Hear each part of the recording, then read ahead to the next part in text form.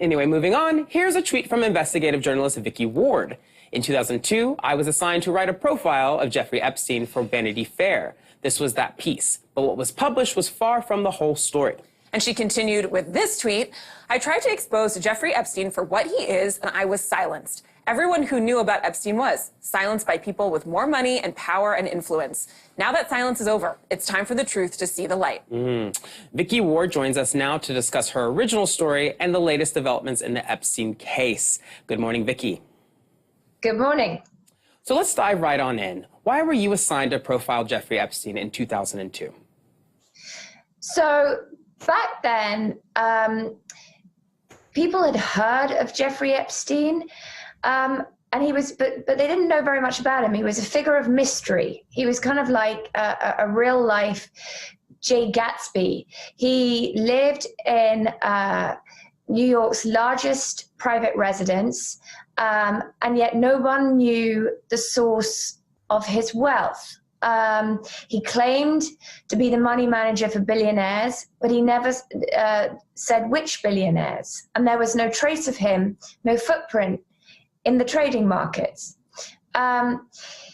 He was known for a circle of extremely influential friends, ranging from politicians to academics, to lawyers, to financiers. And he was unusual, you know, he never really was seen out at restaurants, but he was famous for these parties that he would have where all the New York's rich and famous gathered, along with very young, often foreign women. And what happened back in 2002 was that, most unusually, he was mentioned in the New York Post, in the gossip column. He was typically very press shy. And Page 6 wrote that he had flown former President Bill Clinton to Africa on his private plane. So that was the kind of hook that had the magazine's editor say to me, well, Vicky, I've been hearing about this strange guy for years. Go investigate him. And so really my investigation was two-pronged. I wanted to find out what was the real source of this man's wealth, and what was the deal with these very young girls. Well, yesterday, your editor, Graydon Carter, responded to you saying he cut some reporting, and he stated that, quote, we were not in the habit of running away from a fight, but she simply didn't have the goods. What's your response to that? Well, it's just not true. The women were very, you know, they were on the record, as was their mother, and they had character witnesses, including the artist Eric Fischel, who vouchsafed not only for them, but for the fact that they had talked about what had happened to them with Jeffrey Epstein at the time it had happened.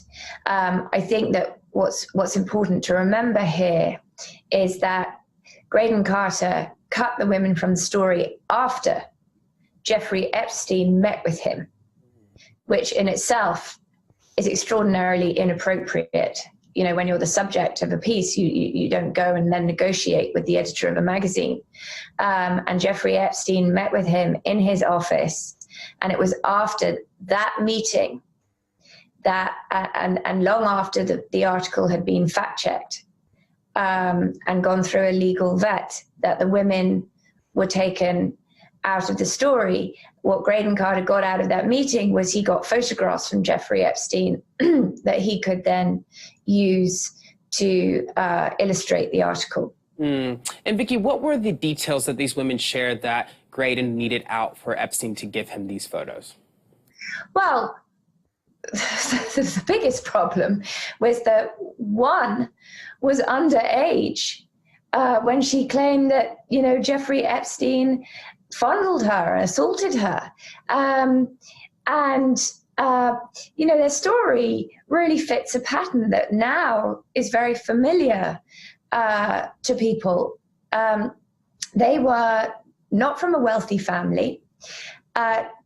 Jeffrey Epstein promised the older sister the opportunity to sell her artwork. He promised the younger sister, who was underage when the encounter took place, that he would pay for her to go on a trip, a summer abroad, which was something she needed for her resume in order to go to an Ivy League school. And very cleverly, he used his then girlfriend, Ghislaine Maxwell, who was a very prominent British-born socialite in New York. She came from a very famous, well-heeled British family. And it was Ghislaine who phoned these two sisters' mother and assured the mother that she would be around at all times when her youngest daughter came to stay, that she would be supervising, which is the only reason that the mother then let this young woman go stay with Jeffrey Epstein. I mean, this fits a pattern. You know, Jeffrey Epstein didn't prey on rich women who had the means to stand up to him. He preyed on women who were poor, who needed the money, and whose credibility he could easily, with his ace team of lawyers, override. Mm-hmm. Had these stories, had your story remained fully intact in 2002, how do you think that would have impacted the Epstein case? I think the FBI would have investigated immediately instead of waiting 3 years. And, you know, as you saw with the latest investigation, that came right on the heels of the excellent reporting in the Miami Herald by Julie Brown. So I think that what would have happened is that if they'd been more prominent in my story, the FBI would not have waited 3 years. And why do you think now, you know, this case has been called an open secret by so many people, and many people in New York have heard of these rumors? Well, why do you think he's now being held accountable, not only with this indictment, but with public opinion?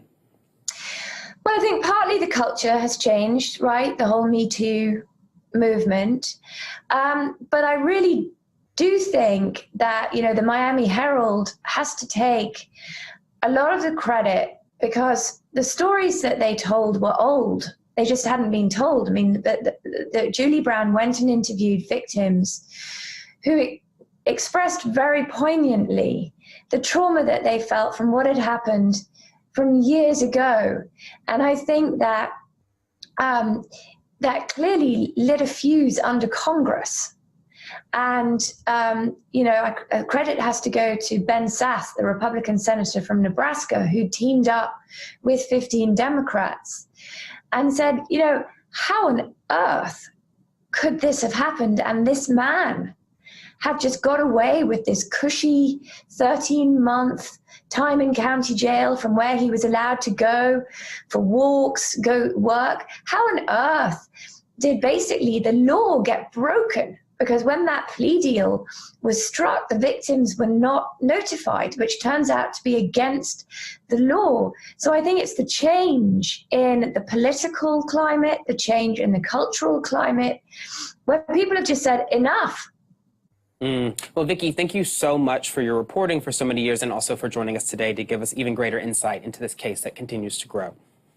Thank you.